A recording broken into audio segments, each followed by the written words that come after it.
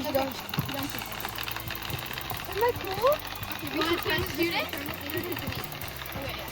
See, like, now it's going to shoot it. Yeah.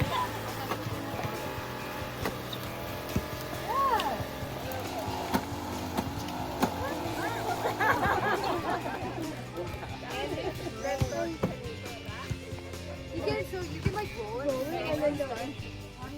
In front. Okay. But so basically we have this movement mechanism. These are surgical tubes for taking the ball, and we have space for that.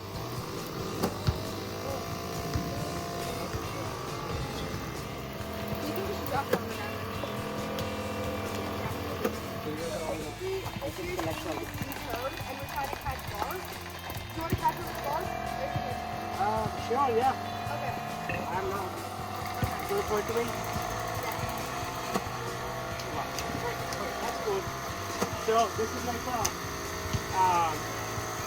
so what is the objective? Our objective is to shoot them into goals, but like also for like our real world impact, we want to like do this as a rehab ball for like people that are like.